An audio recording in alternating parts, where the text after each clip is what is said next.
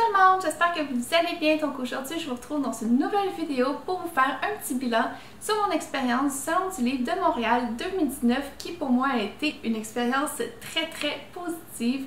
Premièrement à cause des gens que j'ai rencontrés, que ce soit des auteurs, illustrateurs, autrices, illustratrices qui étaient présents lors du salon pour des dédicaces, ou que ce soit des gens de la communauté que j'ai pu rencontrer aussi, que ce soit sur Booktube, Bookstagram ou sur la blogosphère. Donc j'étais super contente de rencontrer tous ces gens-là en personne. J'avais pas beaucoup de livres à faire dédicacer, premièrement parce que je lis pas beaucoup de livres québécois, vous savez, j'adore les univers de l'imaginaire, donc la science-fiction, fantasy, fantastique, c'est un genre qu'on retrouve pas beaucoup au Québec.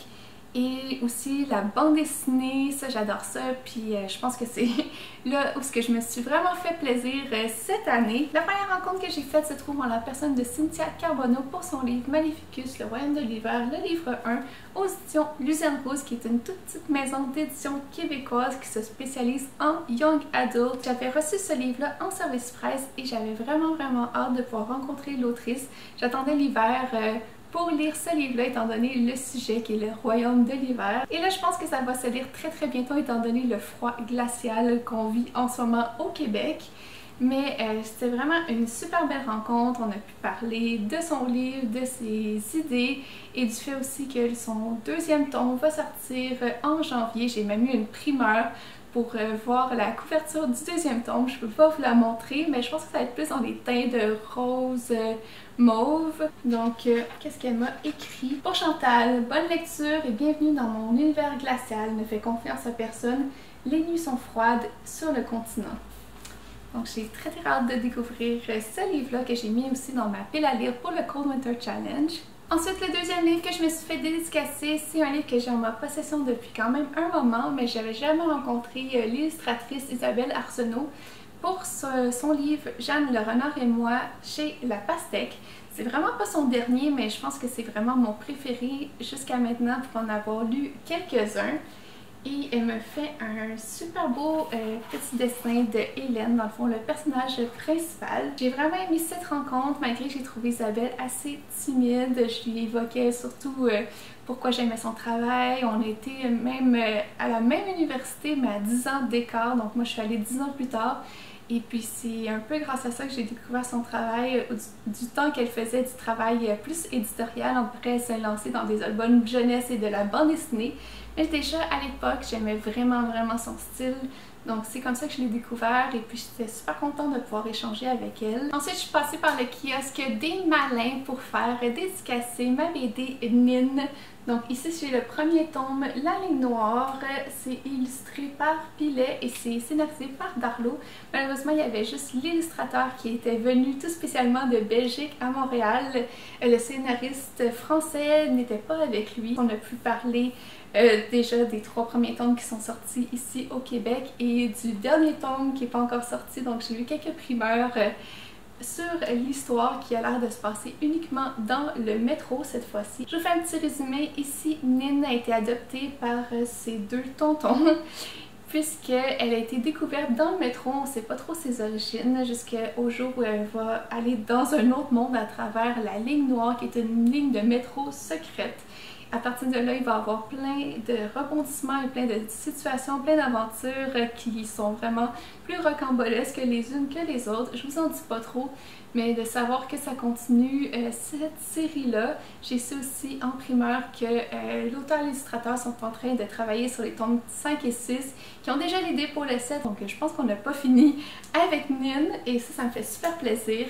Et j'ai eu droit à un dessin du tigre de papier. Donc c'était vraiment une chance unique pour moi de rencontrer cet illustrateur-là et de pouvoir échanger avec lui. Surtout que la Belgique, on s'entend que c'est pas très à côté et que les chances qu'il revienne l'année prochaine ou dans les années suivantes sont assez minces. Mais j'ai très hâte de pouvoir lire le 4e tome qui sort en février. On passait à la portion achat, bocal, puisque j'ai acquis une dizaine de livres pendant ce salon. Pourtant, j'étais pas là tous les jours, mais que voulez-vous? avec tous les livres qu'il y avait, c'était difficile de résister. Je suis passée premièrement au stand de Interforum avec qui je suis partenaire. Ils ont gracieusement accepté de me donner des livres en échange de mon avis, comme d'habitude. Et premièrement, j'ai choisi Circé de Madeleine Miller, édité chez Pocket. J'en ai entendu parler en très bien sur la chaîne de Lily Bookin dernièrement, qui pour elle c'était vraiment un méga coup de cœur. J'adore vraiment tout ce qui touche à la mythologie et j'avais vraiment envie de découvrir cette réécriture du mythe de Circé que je ne connais pas du tout. Je suis vraiment une néophyte en matière de mythologie grecque, mais ça m'empêchera sûrement pas d'apprécier cette œuvre qui a l'air ultra féministe. Et aussi, quand je l'ai mis sur Goodreads, vous avez été plus nombreux que d'habitude à liker le fait que je voulais lire ce livre-là, donc je pense que ça vous intéresse aussi. Je devrais le lire rapidement et vous revenir avec mon avis très bientôt. Et le seul autre roman que j'ai acheté pendant ce salon, il s'agit de Dune par Frank Herbert, ici c'est Audition Pocket. Je sais pas si c'est l'intégrale parce qu'il me semble que ça me semble assez épais comme bouquin, du moins à comparer aux œuvres uniques que j'ai vues passer en grand format. Mais bon, c'est de découvrir assez vite quand j'ai commencé cette histoire-là. Je sais ici qu'on est sur une autre planète qui est vraiment remplie de sable. C'est pas mal là où ça s'arrête ma connaissance de ce résumé. Je sais aussi qu'il y a Denis Villeneuve qui est en train de travailler sur une adaptation cinématographique et ça me fait vraiment envie de pouvoir découvrir l'œuvre en papier, l'œuvre originale avant de voir le film. Toujours au stand d'Interforum, je me suis pris 4 mangas qui me faisaient de l'œil depuis un moment. Le premier c'est Shisako Garden de Yuki Kodama, audition Vega. Ici on va être sur des créatures lilliputiennes qui sont assez minuscules et qui vont côtoyer des humains. Donc j'ai bien hâte de voir un peu où ça s'en va cette histoire-là. Je sais pas si c'est une série ou si c'est juste comme un recueil de nouvelles, mais je pense que ça va être très chouette dans l'univers fantastique. Ensuite de ça, j'ai... Wow, il est à l'envers.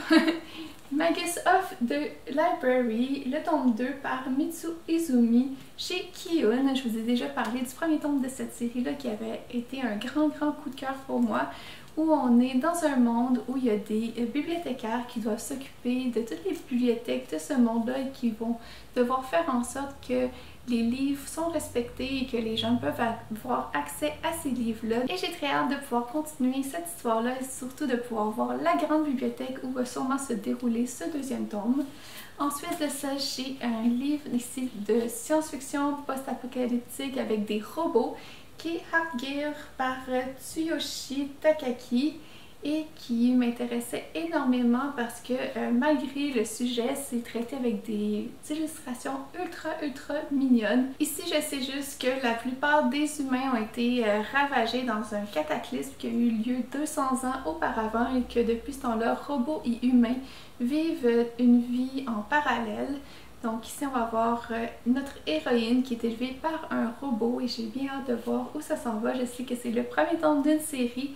J'ai bien hâte de découvrir cette histoire-là. Et ensuite, pour continuer dans la science-fiction, ici j'ai Kanon au bout du monde. Encore une fois, un récit apocalyptique. Mais je pense qu'il y a un petit peu plus de romance qui est dans cette histoire-là. Donc ça va faire du bien, ça va être un petit peu plus léger que ce que je suis habituée de lire, mais j'ai très hâte de découvrir. Ensuite de ça, j'ai fait un petit tour du salon, mais je me suis surtout arrêtée au stand d'Hachette qui distribue aussi plein de maisons d'édition qui m'intéressent. Donc j'en ai profité en étant sur place, ou plutôt je me suis laissée submerger par tant de beaux livres qui m'intéressaient. Premièrement, j'ai ici Sakura Chasseuse de cartes, le premier tome chez Pika Édition. C'est un manga qui m'intéresse depuis énormément parce que je suis ultra fan de l'anime. C'est un des premiers animés que j'ai regardé en étant adolescente. Oui, ça remonte à vraiment loin, mais c'est ça qui m'a ouvert les yeux un peu sur la culture japonaise et j'avais vraiment envie de pouvoir découvrir la version papier de ce manga.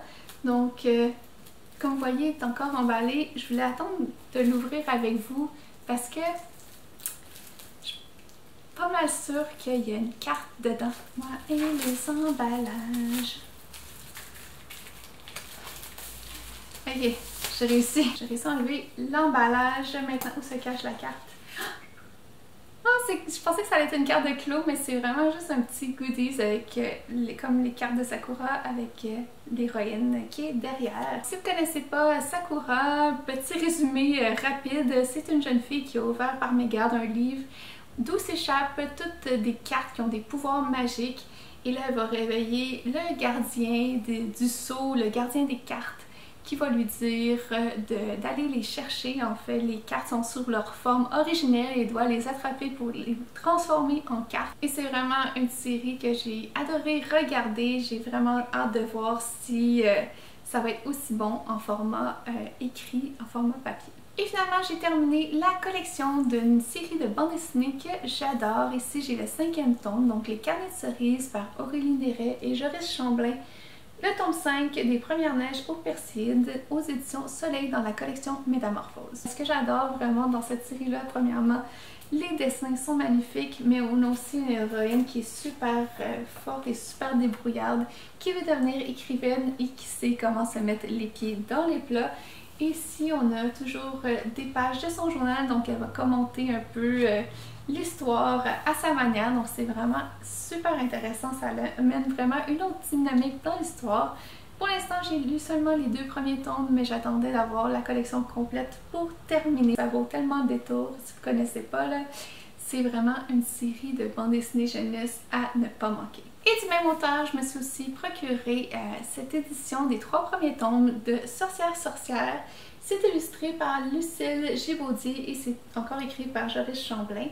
Donc quand j'ai vu cette édition-là, j'avais vraiment envie de me le procurer puisque Sorcière m'intéressait depuis un bon moment, mais je me disais que ça valait peut-être pas la peine d'acheter chaque tome séparé. Mais là, quand j'ai vu cette édition-là, collector, je me suis dit il faut que je l'achète, c'est sûr que ça repart avec moi. Donc j'adore vraiment les dessins, cet univers-là où on va retrouver des petites sorcières. Donc c'est sûr que moi c'est un genre qui m'intéresse dès qu'il y a de la magie. Et le dernier livre que je me suis procuré durant cette razzia au Salon du Livre de Montréal, il s'agit de Bergère guerrière, le 3e tome par Jonathan Garnier et Amélie Fléchet aux éditions Glénat. Et comme vous voyez sur la couverture, c'est enneigé et je pense que ça va être juste parfait pour cette saison hivernale qui s'en vient. Je connais pas spécifiquement l'histoire du 3e tome parce que je veux me garder la surprise de la lecture. Mais ici, on est dans un petit village où il y a tous les hommes qui sont partis à la guerre mais ne sont jamais revenus 10 ans plus tard. On va découvrir que ce village-là est surtout contrôlé par des femmes qui se veulent fortes en l'absence des hommes et qui ont créé un ordre de bergères guerrières afin de protéger ce village-là. Les bergères vont monter à dos de boucs pour défendre le village et évidemment il y a de la magie noire dans cette histoire-là. Ils vont essayer de découvrir les mystères et qui causent ces problèmes-là. J'ai vraiment hâte de pouvoir poursuivre mon histoire avec la petite Molly que j'adore et avec les illustrations d'Amélie Fléchet qui sont juste magnifiques. Pour moi, c'est vraiment une série coup de cœur qui devient de plus en plus sombre à chaque tome, donc j'ai hâte de voir où cette histoire va nous mener. Donc ça va être tout pour mon bilan du Salon du Livre de Montréal 2019. Dites-moi dans les commentaires si vous êtes allés cette année au Salon du Livre de Montréal et qu'est-ce que vous en avez pensé. Dites-moi si vous avez rencontré des auteurs ou si comme moi vous n'avez pas pu résister à acheter de nouveaux livres alors que vos bibliothèques sont pleines. Je sais, c'est un fléau, mais est-ce qu'on va survivre?